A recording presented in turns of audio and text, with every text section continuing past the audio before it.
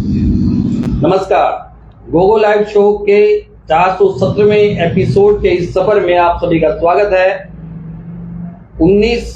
17 अप्रैल को श्री राम नवमी है, राम जन्मोत्सव मनाए जाएंगे। आज का हमारा एपिसोड भी श्री राम जी को रामचरितमानस को समर्पित है। हालांकि गोगो लाइव शो की टीम में इतना सामर्थ्य नहीं कि वो श्री राम की या श्री रामचरितमानस की चर्चा कर सके, लेकिन हम आज हमारे यहाँ उपस्थित विद्वानों के साथ विद्वान जो चर्चा करेंगे उनका रस हम जरूर ग्रहण करने की कोशिश करेंगे। एक बात और बता दूं कि कलयुग केवल नाम आधारा, सिमर सिमर नर उतरे ही पारा। भगवान रामचरितमानस की बात करें या राम की चर्चा की बात करें, केवल कलयुग में राम का नाम आधार है। बात आगे बढ़ाएं हम लोग। मेरे साथ हैं धर्म और अध्यात्म के हस्ताक्षर पंडित तंसुखराम जी शर्मा। मैं तो एक राय के समान हूं और हिमालय का परिचय देना मेरे वश में नहीं है, पर ये धर्म और अध्यात्म के हस्ताक्षर हैं। इनका विजन कहां तक है मैं नहीं बता सकता। इनके बारे में मैं जो कुछ भी कहूंगा वो सूरज को दीपक जलाने के बराबर है, दिखाने के बराबर है। ये अपने आप में अपना परिचय खुद है। साथ में डॉक्टर केडी लीला जी रामायण मंडल से जुड़े हुए हैं, रामचरितमानस की व्याख्या करते हैं, एजुकेशन डिपार्टमेंट से रिटायर हुए हैं। तीसरे हैं हमारे साथ ओम प्रकाश जी सोनी, एसपी ऑफिस में थे, पुलिस डिपार्टमेंट में होने के बाद इनका रुचि जो है धर्म अध्यात्म की हुई। और इंदिरा वाटिका में अगर आप कभी जाने का मौका मिले शाम को, तो आप रामचरितमानस की व्याख्या इनके मुखारबिंद से सुनेंगे। मैं कोशिश करूंगा कि कम से कम मेरा बोलूं और राम की चर्चा, रामचरितमानस की चर्चा इन्हीं के सामने कहूं। केडी लीला जी से निवेदन करूंगा कि प्लीज वो कैमरे की ओर देखें। लीला जी सामने प्लीज। तो शुरुआत मेरी जिज्ञासा रहेगी थोड़ी आप सभी से गुरुदेव निवेदन है कि वर्तमान परिप्रेक्ष्य में आज राम जी के कौन से स्वरूप की सर्वाधिक आवश्यकता है? राम जी के अनेक रूप हैं, पिता है, राजा है, भाई है, दुश्मन है, मित्र है, सखा है, तो कौन से रूप की ज्यादा आवश्यकता है? हाँ कोई बोलो, आप शुरुआत करो गुरुदेव से। वर्तमान में जी जो हमारे राम का और राजा स्वरूप है जी, वो अत्यंत ही सांदर्भिक है। और आज अगर धर्म की नहीं, धर्म के समस्त स्वरूपों में जो गलत धारणाएं बन रही है वो सरकार की बन रही है, गवर्नमेंट की बन रही है, राजनेताओं की बन रही है, और बहुत ही संकोच होता है इनकी बात करके। राम राजा के रूप में ज्यादा परिप्रेक्ष्य में आज रूप है। हाँ लीला जी आज के संदर्भ में। हाँ, इसलिए कि आज जनतंत्र में जनता की बात को कहेगा आपको मानना पड़ेगा या मानना चाहिए। राम जी ने जनता को नहीं, सिद्धांत को माना है। सिद्धांत। हाँ, राम जी बन जा रहे थे, सारी नगरी उनके पीछे थी, लेकिन उस नगरी को नहीं सुन करके और राम जी ने सिद्धांत के ऊपर उनको सोते हुए छोड़ करके जा करके और अपना आदर्श प्रस्तुत किया कि मुझे धर्म की बात मानना। ऐसा राजा होना चाहिए। हाँ राजा। आप क्या कहेंगे, कौन सा रूप की आवश्यकता है? भारतीय लोक मर्यादा के राम परम आदर्श हैं। जो सामाजिकता छिन्न भिन्न हो रही है, कौन से रूप की आवश्यकता है वहीं पे सीमित करें। राम जी के मर्यादा का जो स्वरूप है, आदर्श है, उसकी महती आवश्यकता है। मर्यादा पुरुषोत्तम की ज्यादा, मर्यादा पुरुषोत्तम के रूप में उनकी बहुत अधिक आवश्यकता है, क्योंकि उन्होंने पूरा जीवन जी करके मर्यादाओं में जिया है जीवन। कहने का मतलब है कि मर्यादाएं छिन्न भिन्न हो रही हैं, इसलिए मर्यादाओं का स्वरूप बनाने के लिए। हाँ जी सोनी जी। वर्तमान परिप्रेक्ष्य में आज हमारा परिवार टूट रहा है जी। परिवार में के कारण से समाज में अनेकों विषमताएं और कुरीतियां आई हुई है। यदि राम जैसा पुत्र घर में पैदा हो जाए तो इससे क्या होगा कि आज जो हमें कुरीतियां देखने को मिल रही है, आज एक बेटा जो है बाप के साथ किस ढंग से पेश आ रहा है, यदि राम का आदर्श रहे उसके सामने तो आज हमारा परिवार सुदृढ़ होगा, परिवार सुदृढ़ होगा, समाज सुदृढ़ होगा, समाज सुदृढ़ होगा तो राज्य और देश सुदृढ़ होगा। देखिए तो आज ऐसा चाहिए जो पिता के वचनों को प्रमाणित करे, सेवा भाव में पैदा करे। कभी श्री राम जी ने अपने पिता की कहीं कोई शिकायत नहीं, जो अभी बता रहे थे, गुरुदेव भी बता रहे थे, सिद्धांत की बात आई, मर्यादा की बात आई, धर्म की बात आई। देखिए 3 बातें हैं कि राजा भी आज के पक्ष में राजा के राम जैसा होना चाहिए, मर्यादा पुरुषोत्तम राम जैसा होना चाहिए, पुत्र भी राम जैसा होना चाहिए। इससे पहले कि हम आगे बढ़े, लंदन से विनोद कुमार पावा हमें देख रहे हैं, राम राम जी कर रहे हैं, शुक्रिया विनोद जी लंदन से हमें देखने के लिए। रोहित बंसल गुरुदेव के चरणों में प्रणाम। मोहित नारायण गोयल कह रहे हैं जय श्री राम। श्रुति शर्मा हाथ जोड़ रहे हैं, मंत्रेश जी हाथ जोड़ रहे हैं, सभी का स्वागत है। एक बार फिर बता दूं कि आज हम श्री राम की चर्चा और रामचरितमानस का रस स्वादन करेंगे 3 विद्वानों से। बात आई थी कि कौन सा स्वरूप और क्या हो गुरुदेव इसमें, लीला जी सोनी जी। राम जी का जो जीवन है वह स्वाभिमान, भारतीय संस्कृति में स्वाभिमान का बड़ा प्रतीक है। यहाँ तक कि जब तक रामायण है हिंदुओं के हाथों में, भारतीय संस्कृति में, तब तक कोई भी भारत को खंडविड नहीं कर सकता। नहीं, मैं भारत के भी, आप देखो लीला जी, आप उस वक्त अपने ये स्वरूप क्या है, किस रूप में बात करें हम रामायण, कौन सा रूप देखे? जैसे इन्होंने कहा राजा के रूप में होना चाहिए, आपने कहा मर्यादा पुरुषोत्तम पुरुष के होना चाहिए, इन्होंने कहा बेटे के रूप में होना चाहिए, और भी कोई रूप की आवश्यकता है क्या? हाँ, राम जी का एक भ्रातृत्व भाव जो है, भाई जैसा, वो भी अमित बहुत ही आदर्शपूर्ण भाव है, जो के राज को, बाप को राज बटाओ के नहीं बट छोड़ के चले गए, त्याग की भावना कर दिया। तो मेरे ख्याल से गुरुदेव हम लोग इसको बात को आगे बढ़ाएं तो राम जिस रूप में जिए उन सबकी आवश्यकता है फिर तो हमें यहाँ पे, क्यों गुरुदेव? निश्चित रूप से राम की जितने भी रूप हैं वह सब रूप आदर्श रूप है। राम का कोई एक रूप नहीं है। आराध्य राम है, आराधना राम है, साध्य राम है, साधना राम है, राम तो राम ही है। प्रसिद्ध है कि रामो विग्रहवान धर्म, रामो विग्रहवान धर्म है। धर्म का अगर विग्रह है तो राम ही है। तो धर्म की किसी भी शाखा में, किसी भी स्थान में ऐसा नहीं है जो उन्होंने अपने चरित्र को दिखाया नहीं, समझाया नहीं और प्रविष्ट नहीं करवाया। इसलिए राम जी के तमाम चरित्र जो है आज के परिप्रेक्ष्य में धर्म का स्वरूप विग्रह, धर्म का विग्रह यदि कथा में नहीं, विग्रह अगर है तो विग्रह केवल, देखिए इसीलिए राम जी के नाम के साथ एक है कर नाम रूप दुई ईश उपाधि, ये परमेश्वर परमात्मा है और इनके दो, एक तो नाम के प्रभाव को नहीं कह सकते आप वो कोई, और दूसरा इनका विग्रह, ये दोनों ही ईश्वर के स्वरूप हैं और उनसे हमें परमेश्वर तक हम पहुंचने की मार्ग मिलता है। मनीष गोयल गुरुदेव के चरणों में प्रणाम बोल रहे हैं, राधे कृष्णा हाथ जोड़ के प्रणाम कर रहे हैं। सुनील अग्रवाल कह रहे हैं सभी महान विभूतियों को सादर अभिवादन है। चलिए आगे बढ़ते हैं। हरि अनंत, हरि कथा अनंता। श्री राम का कौन सा संदेश है जो सभी मनुष्यों को आत्मसात करना चाहिए? एक एक संदेश, हाँ गुरुदेव यूं शुरू कर लेते हैं। हाँ, राम जी का कौन सा संदेश है जो प्रत्येक मनुष्य को आत्मसात करना चाहिए आपकी नजर में? राम जी का होता है ना, धर्म का स्वरूप राम जी का है जो बहुत अत्यंत आवश्यक है। धर्म के स्वरूप को लोग उल्टा कर रहे हैं, समझ नहीं रहे हैं। धर्म की परिभाषा को गति, क्षमा, दमोत्यम, श्रोतम, इंद्रिय निग्रह, धीर, विद्या, सत्यम, क्रोधो, दशकम धर्म लक्षणम, और दसों में दसों राम जी मिलते हैं और वही उनके चरित्र से मिल रहे हैं। संदेश क्या है जो हमें ग्रहण करना चाहिए राम जी का? शास्त्रीय वैदिक मर्यादाओं में जो है वो ऐसा कोई नहीं है जो राम जी ने न दिखाया हो, न कहा हो। हाँ लीला जी, कौन सा संदेश है जो हमें ग्रहण करना? राम जी ने सिंहासन और आरूढ़ होने पर पहली सभा, प्रजातांत्रिक सभा अवध के अंदर की, और उन्होंने जो संदेश दिया वह ये संदेश था कि मनुष्य जन्म पाकर के यही तन कर फल विषय न भाई, मम सेवक सब मम प्रिय, मम अनुशासन माने जोगी।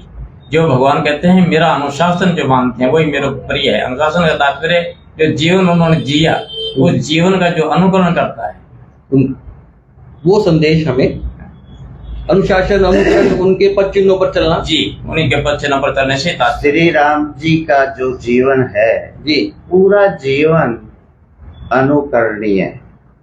श्री राम जी ने किसी वर्ण विशेष का जी कहीं कोई पक्ष नहीं लिया, जी केवल मनुष्य जाति का कहीं कोई पक्ष नहीं लिया। पशु पक्षियों से सबसे प्रेम करते हैं जी जी बिल्कुल, और सबको हृदय से लगाया। यहाँ तक कि जटायु की अंत्येष्टि उन्होंने अपने हाथ से की, क्रियाक्रम किया उनका। हाँ, एक पशु होते हुए भी जटायु को कितना ऊंचा स्थान दिया। तो ये तमाम है ना? संदेश एक वानर समुदाय जो है उस वानर समुदाय को अपना सहायक लेके चले। लंका पर जब आरूढ़ हुए तो वानर समुदाय को सहायक। क्या संदेश ग्रहण करना चाहिए इन बातों से हमें? राम जी के जीवन से यही संदेश मिलता है कि उन्होंने कहीं कोई वर्ग विभाजन की कोशिश नहीं की, और जितनी 84 लाख योनियों में जो है, हर योनि का जो जीव है उसके अंदर आत्मा के रूप में श्री राम समाये हुए हैं। वर्ग विभेद नहीं किया, वर्ग विभेद नहीं किया। कौशल्या गोयल कह रहे हैं, पूज्य गुरु जी, लीला जी और सोनी जी को सादर प्रणाम। लक्ष्य लीला हाथ जोड़ रहे हैं। हेमेंद्र यादव, परम पूजनीय गुरुदेव महाराज को चरण वंदना। अलग अलग बात आए कि तमाम योनियों को उन्होंने वर्ग विभेद नहीं किया, उन्होंने कहा अनुशासन आचरण करना चाहिए। गुरुदेव ने तो बहुत गहरी बात की, वैदिक आचरण तमाम चीजें उनको करना चाहिए। मैं आपको एक बार फिर बता दूं कि हम गोगो लाइव शो की पूरी टीम एक कोशिश कर रही है रामनवमी पर राम की और मानस की चर्चा करने की। हालांकि हमें इतना कुछ सामर्थ्य नहीं है कि हम राम की चर्चा कर सके। हम तो इन विद्वानों के बीच में जो चर्चा हो रही है उसका रसास्वादन जो है करने की कोशिश करेंगे। आगे बढ़ते हैं लोग। आपकी नजर में कोई ऐसा संदेश आचरण जो सत्ता को श्री राम से ग्रहण करना चाहिए, ऐसा संदेश राम जी का जो वर्तमान सत्ता को ग्रहण करना चाहिए? राम जी के पास सत्ता रही और उन्होंने करके दिखाई जी, और उसमें कोई चीज ऐसी छोड़ी नहीं।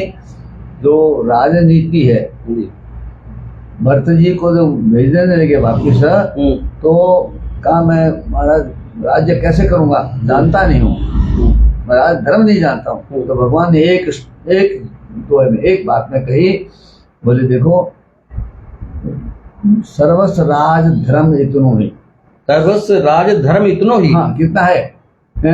बोले मुखिया मुख सो चाहिए, खान पान के एक, पाले पोसे सकल अंग तुलसी सहित, सर्वस्व राज धर्म इतनो ही। पूरे राज्य धर्म को इसमें था। एक खाने के लिए तो एक मुख रखे, काम करने के लिए ज्यादा।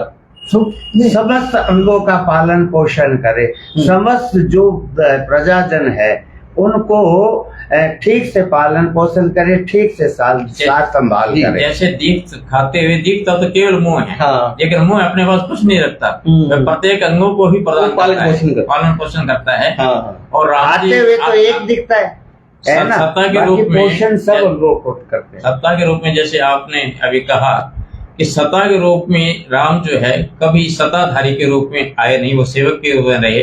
और उन्होंने ये कहा भी ये संदेश के रूप में, जे प्रजा प्रिय प्राण समाना, वह राजा नरक का अधिकारी, वो नरक में जाता है। आज के तंत्र में ये जो तो जितने भी हमारे राजनेता हैं, हम आज के तंत्र की बात नहीं करते, हम तो कह रहे भी आज की सत्ता को क्या संदेश, वही संदेश, ये संदेश, यही संदेश है कि वो कहते हैं कि जो कुछ अनीति भागों भाई तो वही बिरजो भय बिसराई।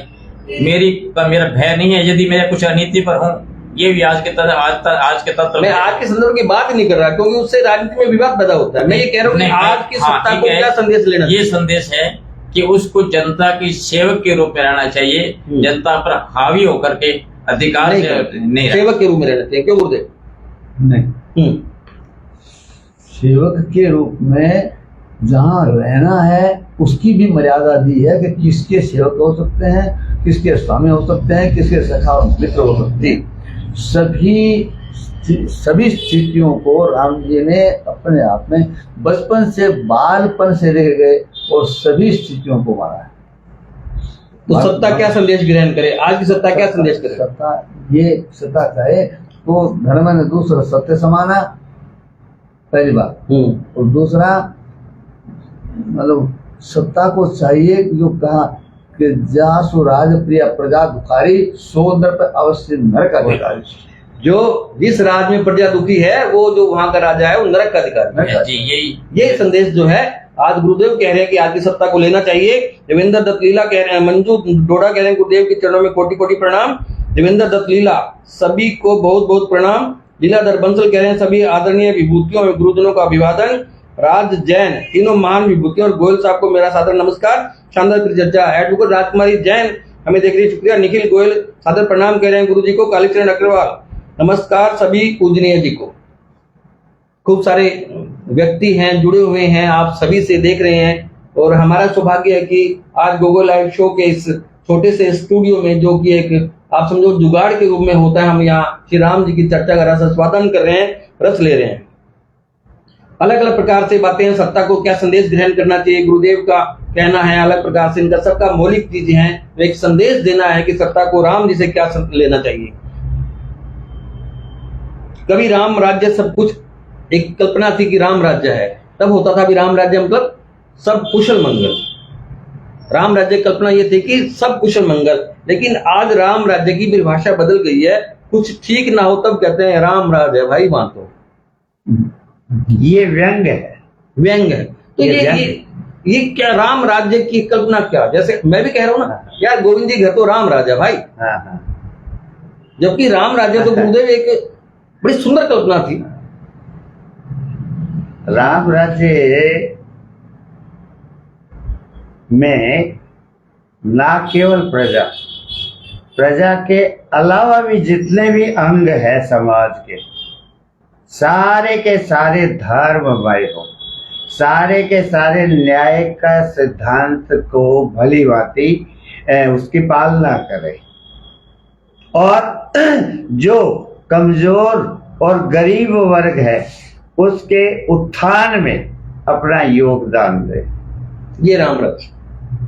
लीला जी, आप ये कहना चाह रहे हैं कि अव्यवस्थित है फिर भी हम कहते हैं कि राम राज्य? मैं ये नहीं कह रहा, मैं ये कह रहा हूँ कि आज तो अव्यवस्था को राम राज्य मानते हैं। राम राज्य अव्यवस्था है तो भी हम कहते हैं कि राम राज्य है। हाँ, उसकी परिभाषा बदल दी गई। हाँ, उसकी परिभाषा इसलिए बदल गई कि हमने राम राज्य को जाना ही नहीं, जानने की कोशिश नहीं की राम राज्य क्या था। जहाँ कहीं दुख नहीं था, जहाँ पे सभी सुखी थे, जहाँ सब निरोगता थी, जहाँ फलते फूलते थे, हरियाली थी, ना किसी को भय था।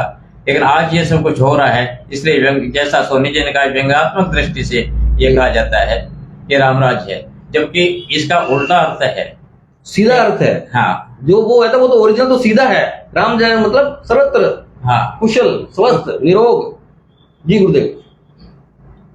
राम जी स्वयं ही नहीं, राम जी का पूरा कुल परिवार जी, जिसके लिए पूरी कथा चल पड़ी है। राम जी ने कहा रघुकुल रीति सदा चली आई, प्राण जाए पर वचन न जाई। आज कौन है राजा, कौन सा ऐसा आदर्श लेता है। और इस कहे हुए वचन के ऊपर दशरथ महाराज ने प्राण नहीं दिए, पूरा रामचरित मानस का इतिहास आलोड़ित तो करे। रघुकुल रीत सदा चली आई, सही बात है कि कौन आजकल करता है इस प्रकार की बातें। किरण बंसल प्रणाम पूज्य गुरुदेव। आरपी वर्मा एडवोकेट गुरुवर प्रणाम। क्या राम से पहले भी राम थे? कहते हैं राम ही आदि है, राम ही अंत है। शरण वंदना सभी महापुरुषों। वो पूछ रहे हैं गुरुदेव कि क्या राम से पहले भी राम थे? कहते हैं कि राम ही आदि है, राम ही अंत है। नहीं, राम आदि और अंत इसलिए है कि वो ब्रह्म है, वो ब्रह्म है। इसलिए लक्ष्मण जी अनंत जिन्होंने वर्णन किया का राम ब्रह्म परमार्थ रूपा, राम ब्रह्म परमार्थ रूपा। तो राम ब्रह्म परमार्थ रूपा है। तो इसके बाद में कुछ शेष बताए हैं, अंत तो गत्वा स्वर्ग और मोक्ष को छोड़ करके। और राम जी के तो सामने हुए ना, राम जी के सामने अगर उनकी सामने होने का मतलब उनके चरित्र के सामने अगर आप हो रहे हो, तो राम जी जो है वो कहते हैं सन्मुख होए जीव मोहि जब ही, जन्म कोटि अगर नाश ही तभी। सब खत्म हो गया। हाँ लीला जी। राम जी से पूर्व भी अनेकों 1074 के अंदर भी जैन धर्म के जो बहुत बड़े वो हुए हैं प्रवर्तक, उन्होंने भी राम जी को स्वीकार किया है, राम जी की मर्यादा को स्वीकार किया है। वो एक सवाल ये, क्या राम से पहले भी राम थे? हाँ, राम से पहले राम तो आदि है, तो पहले और पीछे का अर्थ ही नहीं निकला ना, आदि वो नहीं, वो जिज्ञासा है ना, वो विद्वान नहीं है ना। हाँ, वो ये कह रहे हैं भी राम जी से पहले भी राम थी क्या? कहते हैं कि राम है ही आदि है, राम ही अंत है। हाँ, उनकी जिज्ञासा ही है। राम ही आदि है और राम ही अंत है। सोनी जी देखिए, यदि हम श्री राम जी को आदि और अंत में बांधना चाहें, बांधने की प्रयास करें या बांधना चाहें, तो ये बिल्कुल मिथ्या और भ्रामक है। ठीक है, राम है क्या? आता हूं मैं, इस बात पे आऊंगा मैं। सर्वप्रथम यदि हम देखें तो एक ब्रह्म है, एक जीव है, एक माया है। ये तीन है। ये ब्रह्म का ही रूप है, भगवान विष्णु है, विष्णु का ही स्वरूप राम है और राम का ही स्वरूप श्री कृष्ण है। तो ये इसका इनकी जिज्ञासा जो है भी राम से पहले भी राम थे या आदि अंत है? ब्रह्म के रूप में, ब्रह्म के रूप में, विष्णु के रूप तो में। ये आदि और अंत हो गया ना फिर ब्रह्म, जैसे गुरुदेव बता रहे हैं। अंत नहीं है, अंत नहीं है। हाँ। क्यों? आदि है। क्योंकि ये सृष्टि का जब प्रलय होता है तो ये सारी सृष्टि जो है ब्रह्म में लीन हो जाती है और ब्रह्म का कभी अंत नहीं होता। गजेंद्र दत्त लीला कह रहे हैं, गोविंद जी नमस्कार, रामनवमी की पूर्व संध्या पर अच्छी चर्चा, शुक्रिया। विनय कुमार स्वामी, जय गुरुदेव जी। पंडित तमसुखराम जी को प्रणाम। ललित अग्रवाल, पूज्य गुरुदेव को साष्टांग सादर दंडवत प्रणाम। शशि बाला गर्ग, प्रथम पूज्य गुरु जी। अंजना, देवेंद्र लीला, सब पूजनीय विभूतियों को सादर प्रणाम। ऐसी चर्चाएं वर्तमान में युवा पीढ़ी के लिए बहुत प्रासंगिक है। रोशन सिकरी, सभी बुजुर्गों को प्रणाम। साहिल राजपाल नमस्कार कह रहे हैं। देखिए, चर्चाएं प्रासंगिक है इसलिए हम लोग करते हैं, क्योंकि मुझे नहीं लगता कभी इस प्रकार की चर्चा कहीं हुई होगी। क्यों गुरुदेव? इस प्रकार के लाइव शो में कहीं राम की मानस की चर्चा मुझे नहीं, इस तरीके की चर्चा नहीं होने के कारण ही तो आज जो समाज के अंदर हम देख रहे हैं अधोगति जो है, सामाजिक दृष्टि से जो अधोगति हो रही है, खास करके संस्कारों की जो अधोगति हो रही है, वो नहीं होती ना अगर ऐसी चर्चाएं होनी चाहिए, घर घर होनी चाहिए। क्यों गुरुदेव? आज बच्चा जानता नहीं, आज बच्चा जानता ही नहीं कि प्रातः काल उठे रघुनाथा माता पिता गुरु नावी माथा। आज कौन माथा नवाता है? ये चर्चा नहीं होती, उन तक संदेश ही नहीं जाता। प्रमोद शर्मा कह रहे हैं, जहाई विधि राखे राम ताही विधि रहिए। राम को जानते तो सब है, राम जैसा बनना कोई नहीं चाहता। होता क्या है प्रमोद शर्मा जी, हम राम को मानते हैं, राम की नहीं मानते। समस्या यही है, हम राम को मानते हैं, राम जी की नहीं मानते। चलिए चर्चा को आगे बढ़ाते हैं। ये प्रश्न मैं जिज्ञासा बाद में करूंगा कि श्री राम क्या है, कौन है। अच्छा, एक चीज और बड़ी सामने आती है। राम बहुत सहज, सरल, सौम्य, आकर्षक हुआ करते, जो हम पढ़ते हैं या हमें बताया गया। लेकिन आजकल श्री राम जी के चित्र बड़े रौद्र रूप में आते हैं, बड़े डरावने से आते हैं। ये तो अब वर्तमान में जो आदमी का जैसा भाव है ना, वो उसको उतारता है। राम जी का उनसे राम जी के जो स्वरूप है ना, यहाँ तक आवाज आई। राम जी के जो स्वरूप है ना, वो इतने हैं कि उत्तरकांड में राम जी के केवल अकेलों के लिए 100 करोड़ राम काम सत्य कोटि सुभगतम दुर्गा कोटि अमित अरिमर्दन शक्र कोटि सत्य सरिस विलासा नव सत्य कोटि सरिस। कहने का मतलब 100 करोड़ के उपाय देकर के कहा, इस भांति निज नित्य मति विलास मुनि कहीं बखान ही। मुनियों ने ऐसा विलास किया, लेकिन अगर फिर भी कोई कहे 100 करोड़ जुगनुओं से जितना और प्रकाश सूर्य में, तो वो मूर्खी कहलाएगा। 100 करोड़ जुगनू भी सूर्य के सामने नहीं होता, इसलिए उनके साथ में कोई बात तुलनात्मक नहीं हो सकती। क्यों जी? जिस प्रकार से मैंने जिज्ञासा प्रकट की, विरोध रूप आने लगा, जबकि सौम्य है वो। नहीं, उनका रौद्र रूप हर वक्त नहीं था। जब समुद्र के सामने 3 दिन विनय करी और विनय करने के पश्चात एक ही प्रसंग आता है जिसमें रौद्र रूप दिखाया। हाँ। लेकिन आजकल तमाम चित्र जो रौद्र रूप के आगे बाण तान के जैसे लड़ाई के लिए तैयार, ये उनके मस्तिष्क की विकृति है। विकृति। सोनी जी, आप बड़ा अच्छा बात कही छोटे शब्दों में। सही है। हाँ। ये जो श्री लीला जी ने कही, ये मस्तिष्क की विकृति है। हाँ। सिर्फ एक ही बार राम जी रुद्र रूप में आए वो थे, कुछ जब मिनट। समुद्र से मार्ग मांगा था, कुछ मिनट के लिए, है ना, कुछ पल के लिए, कुछ क्षण के लिए। हाँ। राम का सहज स्वभाव तो करुणा का है, उस और समय करुणा में रुद्र रूप का तो प्रसिद्ध उस समय ये नीति भी बताई है तुलसीदास जी ने कि सर सन विनय कोटि सन प्रीति सहज कृपण सन सुंदर नीति। तो इसलिए उनको वो समय रुद्र रूप धारण वो कहते भी हैं, तुलसीदास जी कहते हैं कि निर्मल मन जन सो मोहि पावा, मोहि कपट जल छिद्र न भावा। हाँ। कितनी सुंदर बात कही है। चलिए आगे बढ़ते हैं। कालीचरण अग्रवाल कह रहे हैं, खूब ऐसी चर्चा आज की युवा पीढ़ी के लिए बहुत महत्वपूर्ण है। मोहित नारायण गोयल से हम द्वारा बात करेंगे, जब हम लोग रामचरितमानस की बात करेंगे तो सवाल पूछेंगे। हरीश अग्रवाल ने बहुत बढ़िया बताया है। वरुण बंसल कह रहे हैं, गुरुदेव जी को नमस्कार। समिता पीएस जयपुर से, समिता जी हमसे जुड़ी हैं। शुक्ला जी बहुत अच्छे एक्टिविस्ट हैं, चित्रकार हैं, कवि हैं, बहुत सारी चीजें हैं। सभी गुणीजनों को प्रणाम मेरा। चलिए आज हम आपको बता दें कि गोगो लाइव शो की इस एपिसोड में हम लोग श्री राम और रामचरितमानस के बारे में विद्वानों से जो है कुछ जिज्ञासाएं प्रकट कर रहे हैं। जो जिज्ञासाएं हमारी है उनका जो जवाब वो दे रहे हैं, हमारी जिज्ञासाएं वो जो है हमें शांत कर रहे हैं। चलिए, रामचरितमानस का वर्तमान में धार्मिक आध्यात्मिक दृष्टि से क्या महत्व है? रामचरितमानस का धर्म और अध्यात्म की दृष्टि से क्या महत्व है? रामचरितमानस जो है ना, वो ये तो भगवान शंकर की उक्ति है। शंकर का कहा हुआ है, भारत चार रामचरितमानस के 4 वक्ता और 4 श्रोता हैं। वो चारों दिव्य हैं और चारों के कोई समय की सीमा नहीं है जी। हाँ, सभी में।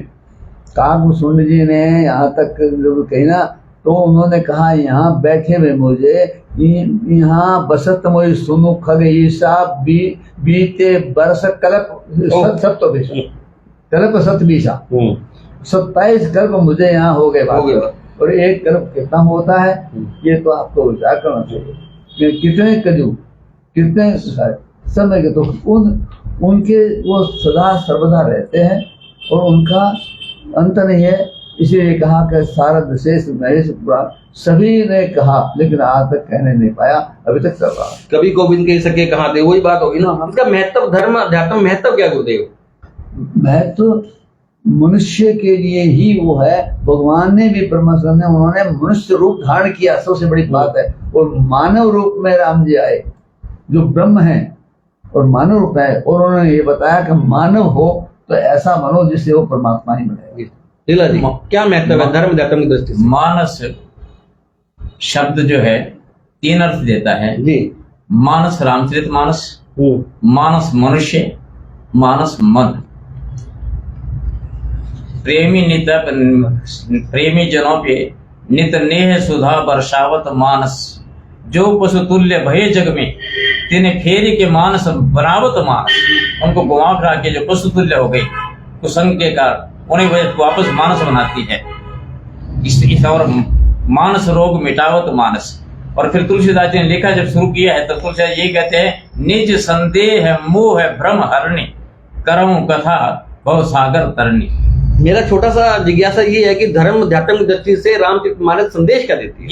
ये संदेश क्या संदेश ये दे रही है कि ये जो हमारा भ्रम है, निज मोह भ्रम, ये का हरण करती है। ये भ्रम का हरण करती है, हमारे मोह का भ्रम, मोह भ्रम, हाँ, संदेह का हरण करती है। सोनी जी, रामचरितमानस से विशेष रूप से यदि हम देखा जाए या देखने का प्रयास करें कि हमें एक संदेश क्या देती है।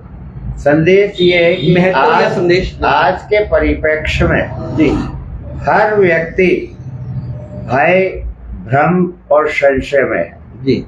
भय, भ्रम और संशय का निवारण रामचरितमानस करती है। भय, भ्रम, संशय का निवारण श्रीमद् भागवत पुराण करती है ना। तो ये आध्यात्मिक दृष्टि से और मानस के दृष्टिकोण से आज जो हम इतने सब कुछ संपन्नता होते हुए भी भय, भ्रम और संशय में रहते हैं, इसका निवारण भय, भ्रम और संशय का निवारण। संदेह मोह भ्रम वही है ना, ये तुलसीदास जी ने यही लिखा है, संदेह मोह भ्रम हरणी, कर्म कथा भव सागर तरणी। तो लेकिन एक जिज्ञासा ये भी उठ सकती है कि ये भ्रम क्या है, संदेह क्या है, ये मोह क्या है? यूं तो इसका कोई अंत नहीं है। हरि अनंत हरि कथा अनंता। छोटे शब्दों में कहें तो भ्रम, संदेह और मोह है। है। भय का जो निवारण करती है। चलिए, राम प्रताप पेंसिया कह रहे हैं, जन के ही में बसे प्राण सम मेरे राजा राम, चल रे मन सत्पथ पर प्राणी बजो उसे निष्काम। डॉक्टर शहदेव पारी कह रहे हैं, गोविंद जी नमस्कार, बहुत महत्वपूर्ण एपिसोड में पधारे सभी विद्वज्जनों को मेरा कोटि कोटि प्रणाम। पंकज गर्ग जय श्री राम जी कह रहे हैं, पंकज गर्ग सभी गुरुजनों को सादर प्रणाम। श्याम बगड़िया, ऐसे कार्यक्रम समाज के लिए बहुत आवश्यक है, गोविंद जी को धन्यवाद ऐसे कार्यक्रम के लिए। शुक्रिया श्याम जी। एक बार फिर बता दूं कि गोगो लाइव शो के 417वें एपिसोड में हमारे साथ धर्म अध्यात्म के एक बड़े हस्ताक्षर पंडित तंसुखराम जी शर्मा, मानस के जानकर डॉक्टर केडी लीला, मानस की व्याख्या करने वाले ओम प्रकाश सोनी जी हमारे साथ है और हम चर्चा कर रहे हैं श्री राम जी के बारे में और रामचरितमानस के बारे में। हालांकि गोगो लाइव शो की किसी टीम मेंबर में ऐसा सामर्थ्य नहीं है कि वो इस प्रकार की चर्चा कर सके, वो एक राय के समान है, लेकिन विद्वानों से जो चर्चा हो रही है उसका रसस्वादन हम लोग कर रहे हैं। आगे बढ़ते हैं हम लोग। मानस का पठन कब करना चाहिए गुरुदेव? मानस का पाठ मानस को कब पढ़ना चाहिए? दिन में, रात में, सुबह, शाम? हाँ, जब भी हरनिश, जब भी आपकी क्षमता हो, आपका उसमें लग रहा हो, जब आपकी जिज्ञासा हो, ये तो रात दिन जब भी हो सकता है, मतलब जब मर्जी पढ़ लो। हाँ। लीला जी, अनुष्ठानिक दिनों को छोड़ करके उसमें थोड़ा बहुत विधि विधान हो सकता है, अन्यथा रामचरितमानस तो जैसा गुरुदेव ने बताया कभी भी पढ़ा जा सकता है, कोई काल और उसकी मर्यादा नहीं है, सीमा नहीं। सोनी जी, रामचरितमानस एक ऐसा ग्रंथ है जिसका कब पढ़ना है कब नहीं पढ़ना है इस तरह से सोचना तो बिल्कुल गलत है। रामचरितमानस तो आप जितना पढ़ेंगे, जब जब पढ़ेंगे, है ना, आपको है बड़ा आनंद देगी, है ना, एक बड़ा सुंदर आपके मन को विकसित करेगी सुंदर ढंग से। आनंददायक है रामचरितमानस का पाठन। चलिए इसी विषय पे हम ये तो परम आनंददायक है एक रामचरितमानस। रामचरितमानस और राम ही ऐसे हैं कि जिनके लिए कोई सीमा नहीं है और नियम नहीं है, विशेष कभी भी पढ़ा जा सकता है, जब भी जीव की इच्छा हो तब पढ़े, कहीं कोई बंदिश नहीं है। कोई बंदिश नहीं है राम के नाम लेने में, कहीं पढ़ो, कैसे क्या पढ़ो। ये बिल्कुल पवित्र ग्रंथ है। हाँ बेटा बोलो। अगर रिस्ट्रिक्शंस नहीं है, फिर घरों में इतने रिस्ट्रिक्शंस क्यों है कि रामायण को यहाँ रखना है, यहाँ नहीं रखना, लाल कपड़े में बांध के लाल कपड़े में बांध के रखो, ये रखो। गुरुदेव शुरू करते हैं पहले। देखिए, जहाँ इनको ग्रंथों को या इनको किसी को भी रखा जाता है ना, वो उनका सम्मान है, ठीक है, ये नहीं है। वो सम्मान है, और सम्मान यदि नहीं करते तो हमारे में उनके गुण प्रवेश हो ही नहीं सकते। अच्छा। बिना सम्मान जिसको होता है वही उसको हृदय में धारण करेगा, अन्यथा कोई फर्क नहीं पड़ेगा। जिस प्रकार से गुरुदेव ने कहा था कि रामो धर्म विग्रह मान लो, वैसे ही जो ग्रंथ है, ये ग्रंथ अवतार है राम जी भगवान का, ये लीला अवतार है, ग्रंथ अवतार है। और इसमें नाभ जी भक्त हुए, उन्होंने तो यहाँ तक कहा कि बालकांड प्रभु पायन, और बालकांड प्रभु पायन अयोध्या कटि मन सोहे, मतलब पूरा विग्रह बताया है। ये रामचरितमानस भगवान का विग्रह है, और इसीलिए इसको समान दृष्टि से हम लोग इसको संजोते हैं, पैर नहीं लगना चाहिए, ये सब बातें मर्यादित है, इसकी मर्यादा है। ये पढ़ना अलग बात है। लाल कपड़े में बांध के रख दिया, अब उसका क्या अर्थ है? कोई अर्थ नहीं है। ये मेन बात ये भी लाल कपड़े में बांधा रख दिया, नहीं, ये हाथ नहीं लगाना, उसको हाथ नहीं लगाना, ऐसी कोई बात नहीं है। बस एक मर्यादा का पालन, मर्यादा तो पालन होनी चाहिए। आदमी को पवित्रता के साथ ग्रंथों का स्पर्श करना चाहिए, अध्ययन करना चाहिए, पठन पाठन करना चाहिए। रामचरितमानस राम का विग्रह है, शब्द अवतार है, और ये नाभाजी ने कहा है ये शब्द अवतार है। अभी पूरा समय नहीं है, चलिए उसको पूरी। ये रामचरितमानस केवल एक ग्रंथ नहीं है, पोथी नहीं है, जी, ये राम का स्वरूप है, राम का स्वरूप, और स्वरूप को हमेशा पवित्रता के साथ रखना चाहिए, मरुत में देखना भी चाहिए। जी, मरुत महिपाल जय श्री राम बोल रहे हैं, प्रणाम गुरु जी, अगर विकास परिषद हमें देख रहे हैं, शुक्रिया। मनोज साहू वाला, हर हर महादेव। राधेश्याम अग्रवाल, जैसे सरदार कहते हैं कि बेअदबी नहीं करनी चाहिए। पुरुषोत्तम गोयल प्रणाम कह रहे हैं गुरुदेव को। कुलदीप शर्मा, गुरुदेव प्रणाम। सभी का स्वागत है हमारे इस 417वें एपिसोड के संदर्भ में। चर्चा श्री राम जी की और रामचरितमानस की।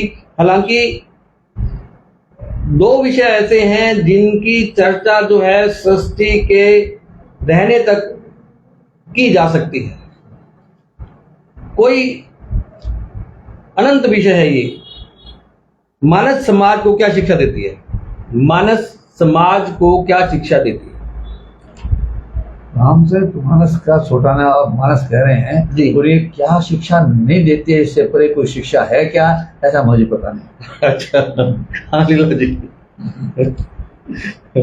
मुझे तो लगता है अब कोई बात बची नहीं है। फिर भी शब्दों के अंदर अगर इनको लेना चाहें, हालांकि शब्दातीत है, लेकिन फिर भी अपने इसको शब्दों के अंदर थोड़ा सा हिम्मत करें जी, बोलिए।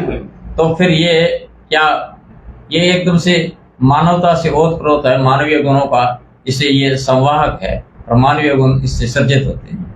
जी सोनी जी, क्या शिक्षा देती है रामचरितमानस? जी, रामचरितमानस क्या शिक्षा नहीं देती है, यही है ना? ये बताओ आप। समग्र शिक्षा का संकलन है इसमें। समग्र शिक्षा का संकलन है श्री रामचरितमानस।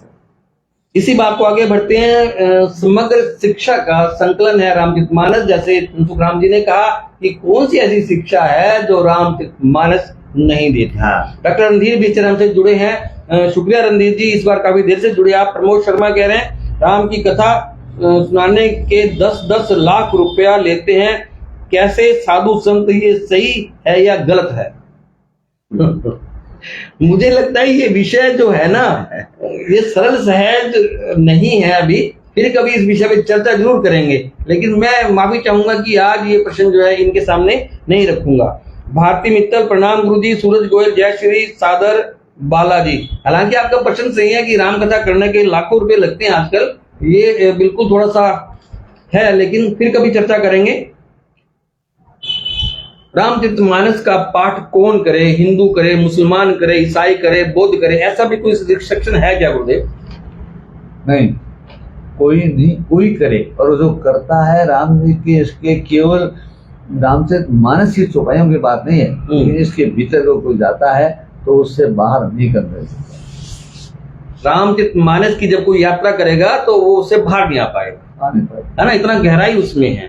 लीला जी, वर्ग भेद, वर्ण भेद और लिंग भेद रहित है मानस, कोई भी पढ़े, कोई भी पढ़े। सोनी जी, रामचरितमानस के पठन पाठन के संबंध में कहीं कोई बंदिश नहीं है। जी जी, है ना? हमारे बहुत से मुसलमान विद्वान भी रामचरितमानस पर भाष्य और टीकाएं लिखी है उन्होंने, है ना? तो अब ये कैसे कह दें के इस जाति का पढ़ सकता है, इस मजहब का पढ़ सकता है, इस मजहब का नहीं पढ़ सकता। सब धर्म, जितने भी धर्म है, जितने भी धर्म से संबंध रखने वाले हैं, ये स्वतंत्र ग्रंथ है। इसको स्वतंत्र रूप से हर व्यक्ति, हर वर्ग का, हर जाति का इसे पढ़ सकता है। जी ने जैसा कहा मुस्लिम का, मुझे ध्यान आया कि दरिया मुस्लिम भक्त हुए और लंबी कथा नहीं, लंबी नहीं रही दरिया, और उन्होंने इसी को महत्व दिया, रामचरितमानस को महत्व दिया है। हाँ, बहुत सारी जैसे बात चल रही है, बहुत सारी दादू जी ने दिया है, दरिया जी ने दिया है। हाँ, इसको यूं देखिए कि रामचरितमानस में कथावाचक कौन है? काकभुसुंडी, और सुनने वाला कौन है? भगवान गरुड़, विष्णु के गरुड़ है। ठीक, तो यहाँ कौन वाचक है, कौन श्रोता है? और दोनों अपने अपने कथा कल्पों तक की कहते हैं, तो कहने वाला सुनने वाला कौन है, ये उसके ऊपर निर्भर है। बिल्कुल ठीक बात है। काकभुसुंडी जी कथा कर रहे हैं और गरुड़ जी सुन रहे हैं, क्या आनंद की बात है। तो मुझे नहीं लगता कि कोई बात है, कोई भी कहे कहीं भी, उस पर डिपेंड करता है। कितना आज हमारा सौभाग्य सुन लीजिए, जो शंकर जी उमा को सुना रहे हैं, और याज्ञवल्क्य के जी भारद्वाज जी को सुना रहे हैं, और वही चर्चा आज हम आपस में कर रहे हैं। ये तो इससे ज्यादा सौभाग्य, ये परम सौभाग्य हमारा इस मकान को और हमारी गूगल लाइव शो की टीम को, जो आपका सानिध्य मिला और हम लोग चर्चा कर पा रहे हैं। पंकज दिनेश कलिया, गुरु जी को सादर प्रणाम। गुरु जी ने तो श्री रामचरितमानस को जिया है, मानस के संदर्भ में हमारा उचित मार्गदर्शन करेंगे। मानस में, श्री रामचरितमानस में वो कौन सा खंड है जो सभी को पढ़ना चाहिए? रामचरितमानस में बताया ना कि व्यक्ति की उसकी योग्यता उस समय है, वो जिससे जिज्ञासा करता है वो सभी खंडों में है जी, सभी खंड पढ़ने चाहिए। सभी खंड, वो उस समय उसकी योग्यता क्या है और क्या वो चाहता है उसी को समझेगा। मतलब उस क्या नहीं है, ठीक है, प्रत्येक परिस्थिति को रामचरितमानस में ऐसे बड़े तरीके से कहा है जिससे उसको छोड़ना नहीं पड़ता, आगे बढ़ते चलते हैं। लीला जी, हाँ जी, रामचरितमानस का वह कौन सा खंड है जो हमें पढ़ना चाहिए, जरूर पढ़ना चाहिए? मैं टाइम देख रहा हूँ लगातार। तुलसीदास जी ने कहा कि भनिति मोरी सब गुण रहित, विश्व विदित गुण एक, यही में रघुपति नाम उदारा, अति पावन प्राण श्रुति चारा। तो अब कौन से खंड की बात करें? महामंत्र मुनि, जब महामंत्र है, हर छपाई महामंत्र है, इसलिए खंड विशेष की हम बात करेंगे तो पृथकता से आ जाएंगे।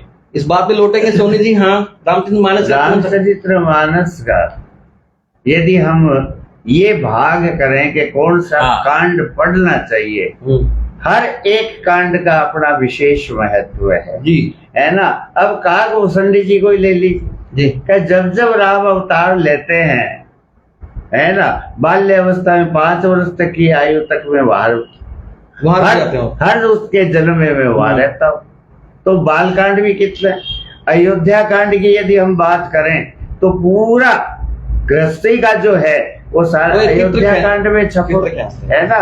तो इसलिए किसी एक कांड विशेष को हम विशेष महत्व न देकर के पूरी रामचरितमानस के 7 सोपान जो है, इन 7 सोपानों को ही पढ़ने से आदमी जो है इस अपनी मानसिक और आध्यात्मिक उन्नति का। मेरे जैसा मूड व्यक्ति 7 ना पढ़ पाए तो गुरुदेव क्या पढ़े? मैं तो मूड आदमी हूँ। 7 का मतलब ये है 7 में से जहां आप डूबो भैया। अच्छा, 7 में से जहां आप डूब जाओ वहां डूब जाओ। क्यों? है ना। आप जैसे मूड की बात करो तो फिर यही बचता है, उत्तरकांड बचता है, जहाँ समस्या का निवारण होता है, संदेह का निवारण होता है, शंका का निवारण होता है। उत्तरकांड में क्या? उत्तरकांड में, ठीक है। चलिए, बहुत सारे लगातार आगे आ रहे हैं। श्याम मगड़िया जी कह रहे हैं रामचरितमानस मानव मात्र के परम उपयोगी है, ईश्वर से साक्षात्कार करने की इसमें क्षमता है। चलिए, घड़ी भी बढ़ रही है लगातार। रामचरितमानस का कौन सा पात्र है जो आज के संदर्भ में शिक्षा देता है? रामचरितमानस में कौन सा पात्र है जो आज हमें ऐसी शिक्षा देता है ताकि हम कुछ कर सकें? सभी पात्र हैं, राम जी स्वयं ही पात्र बने हुए। गुरु ये सागर में गागर वो भर देते हैं मिनट में। सबसे श्रेष्ठ पात्र श्री राम जी है। रामचरित्र तो जो मैथिली शरण गुप्त जी की है, राम तुम्हारा चरित्र स्वयं ही काव्य है, कोई कवि बन जाए सहज संभाव्य। तो ये बात है। तो राम जी का चरित्र जो है रामचरितमानस में वही जो है सब तमाम शिक्षाएं देता है। एक ये अनुकरणीय चरित्र है राम जी का, अनुकरणीय चरित्र। मुझे लगता है कुछ जिज्ञासा है मुझे मेरी छोड़नी पड़ेगी, क्यों घड़ी मेरा साथ नहीं दे रही है। नवरात्रों पर रामचरितमानस का पाठ रखते हैं गुरुदेव अपने, तो उसका समापन की कोई खास विधि होती है क्या? जो तो जिस संकल्प से करता है वही उसकी विधि होती है। अगर संकल्प ना हो, कोई कामना ना की हो, वैसे ही मन में भाव आए हो, ऐसा नहीं होता जी। वो उसके पीछे गंभीर तो संकल्प तो रहता ही है जी, और उसका समय रहता है, मर्यादा रहती है, और उसी में उसको करना पड़ता है। अन्यथा तो ये कोटि कोटि कल्पों से सारद शेष महेश विधि आगम निगम पुराण सभी लगे हुए हैं और अब तक भी करते जा रहे हैं, तो वो बंद नहीं होता है। तो जैसे मान लो मैं ये कहूँ, अपने ऊपर लेके कहूँ कि हमने रामचरितमानस का पाठ रखा हुआ है, तो रामनवमी को कोई विधि विधान से कैसे करते हैं, फिर उसको ऐसे समझ लो भी। जैसे मान लो मैंने रामचरितमानस का पाठ शुरू किया नवरात्रे, पहले नवरात्रे को, तो उसका समापन जैसे रामनवमी को करना है, तो कोई विधि विधान होता है। हाँ, तो उसकी संख्या कहीं भी हो, ये 9 जो दिन रखते हैं ना जी। वो उन शक्तियों के दिन रखते हैं जिनकी संख्याएं विभक्त हैं 9 में ही, ठीक है। उससे आगे नहीं है। तो समापन करने के लिए मुझे क्या करना पड़ेगा? 9वें दिन पूरा कर दीजिए। बस पूरा कर दीजिए, आरती कर दें, पूरा कर दें। हाँ, बस मौसम दीन न दीन हित करके हाँ प्रार्थना भाई, वो है करो। मौसम दीना दीन तुम समान रघुवीर अस बिचारी असुविचारी रघुवंश बने ये हरो ये सबसे बड़ा समापन है अपना समर्पण। हाँ कि हे प्रभु, मुझसे तो कोई दीन नहीं है और आपसे बड़ा कोई दीन हित करने वाला नहीं है, और ये विचार करके जो है मेरी पीड़ा वो हर लेना। हाँ, सही कह रहा हूँ ना? बिल्कुल सही करवा रहे हैं। चलिए आगे बढ़ते हैं। अखंड रामायण आज के दौर में करनी चाहिए या नहीं, क्योंकि मर्यादा भंग होती रहती है। देखिए, अखंड रामायण जो है जी जब तक हम नहीं करेंगे जी, तब तक रामायण के बारे में सही ढंग से नहीं जान पाएंगे। ठीक है। सही जानकारी तो तभी मिलेगी जब किसी ग्रंथ को शुरू से लेकर आखिर तक। नहीं, मेरा अखंड रामायण का मेरा जो भाव था कहने का मतलब 24 घंटे में पूरा करने वाला। नहीं नहीं नहीं नहीं, ये कोई जरूरी हाँ, नहीं। मैं वो कह रहा था। वो ये जो हमारा आज आप जो एक प्रचलन सा चल पड़ा, 24 घंटे में 24 घंटे में रात इसको दिन। एक 24 देखा घंटे में देखी इसको बात है। पूरा करना, या फिर मैं ये सुनने में आता है कि मैं 45 मिनट में सुंदरकांड कर लेता हूँ, दूसरा कहता है मैं 30 मिनट में, फिर तीसरा कहता है मैं 20 मिनट में कर देता हूँ। उसका मतलब वो केवल जो है कैसेट रिकॉर्डिंग है, कैसे रिकॉर्ड? वो केवल कैसेट रिकॉर्डिंग, क्योंकि उसके अंदर तक तो हम गए ही नहीं ना, तब तो है ना? जाना ही नहीं। हम सेंसेबल तो हुए नहीं, हाँ। जानकारी तो मिली नहीं। वो तो एक जल्दी से रीडिंग पढ़ना है बस, रीडिंग से करना अभी तो पढ़ ले, मैं पढ़ लूँ। आज जैसे कैसेट चला दी, उसको कैसेट चला क्यों दी, गुरुदेव? ठीक है। जान ही जो जानता है उसको वही जान सकता है इसको। रवि सिराना बिट्टू कह रहे हैं, जब सब जनों को चरण स्पर्श, ललित मोहन गुरुदेव के चरणों में प्रणाम, रामचरितमानस के पाठ से क्या फल मिलता है? रामचरितमानस के पाठ से जो रामचरित में जीवन का कोई अंग ऐसा नहीं है जिसको हमें उद्देश्य न पूर्ण। फल क्या मिलता राम है? ब्रह्म परमात्मा, आज को तो कर्म फल चाहिए, क्या फल मिलता है? उत्तर परम पद, मतलब उसके भगवान का मेरे सामने होता है, जो सन्मुख होए मोहि जबहि, अच्छा, और कोट जन्म अगर नासे तभी, तो उसके बाद बाकी क्या रहता है? मतलब वही मिल गया सारा कुछ। इला जी, रामचरितमानस के फल के अंदर, उत्तरकांड के अंदर लगभग प्रारंभ में 50 के आसपास दोहे में वो कहते हैं कि जो सकाम सुनहि जो कहे, सब विधि नाना संपत्ति पाई। सब जो सकामता से करता है उसका सब प्रकार से लौकिक मनोरथ भी उसके पूरे होते हैं। वैरागी को जो है विमुक्ति मिलती है, और विमुक्त को गति मिलती है, और विषय को सब भगवान के ये लोकाचार मिलते हैं। रामचरितमानस सब कुछ देता है, सब प्रकार के लोगों को सब चीज देता है, सोनी जी, अपना अपना है। रामचरित्र मानस हो या अथवा कोई भी ग्रंथ, सनातन धर्म का ग्रंथ हो, यदि हम उसके फल की चिंता करते हैं या प्राप्ति करते तो ये तो व्यापार है। नहीं, पर ये पूछना ये चाहता है फल है क्या? है ना? अब रहा सवाल फल है क्या? नहीं, मैंने नहीं पूछा फल है क्या। हाँ मैं तो संसारिक बात कर रहा हूँ, मुझे हाँ। क्या फल मिलेगा, मैं क्यों करूँ? हाँ हाँ हाँ, इसमें फल की कोई लेके कामना करें तो जितने भी हमारे भगवान है, ईश्वर है, ब्रह्म है, ये तो सब निष्काम भक्ति है। निष्काम भक्ति से बात। निष्काम भक्ति है और अनन्य भक्ति भी है ना? आप अपना जो इष्ट चुन लीजिए, इष्ट जो आपको अच्छा लगे उसको चुन लीजिए, लेकिन उसी की भक्ति करिए। यदि आप इधर उधर डोलोगे कि चलते ही राम की, चलते ही शिव जी की, कि चलते ही रामदेव जी की, तो फिर आपकी भक्ति कहाँ है? वास्तविक भक्ति वही ये है तो आपका निष्काम एक भक्ति। जगह। हाँ, फल तो मोह का दूर है, मोह की निवृत्ति ही फल है। अच्छा, मोह की निवृत्ति ही फल है। हाँ। रामचरितमानस का फल है कि मोह की निवृत्ति ही फल है। हाँ, इसी सती को जहाँ हुआ है, जो सुख होता है, अंत में यही कहा है कि इससे हमारे मोह को दूर किया है। मोह अज्ञान को कहते हैं। मोह सकल व्याधिन कर मूला, मोह सकिन व्याधिन कर मूला। हाँ, मूला। व्याधियों का मूल मोह है, और मोह जब हुआ है तो सबने अंत में यही कहा है कि हमारा अब हम तृप्त हैं। ये भरत जी ने भी कहा, अर्थ न धर्म न काम रति, गति न चाहूं निर्वाण, जन्म जन्म रति राम पद, यह है वरदान नाम। ये निष्काम भक्ति की बात है। वो कुछ नहीं चाहते निष्काम वाले, वो केवल वो भगवान के चरणानुरागी है बस। मोह छूट जाता है, ज्ञान खत्म हो जाता है, ये फल मिलता है। इसकी मोटी मोटी बात ये है कि यदि हम रामचरितमानस का पाठ निष्काम और अनन्य भाव से करते तो भगवान की भक्ति मिलती है। और भक्ति से बड़ा, और भक्ति से बड़ी कोई चीज ही नहीं है ना। दो ही तो चीज है। हर जीव दो चीज में से, दो चीजों में से एक चीज चाहता है, चाहे वो मोक्ष चाले चाहे वो भक्ति चाले।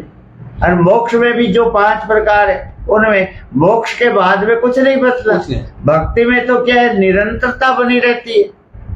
वो तो एक प्रकार का साइलेंट हो गया सदा सदा के लिए।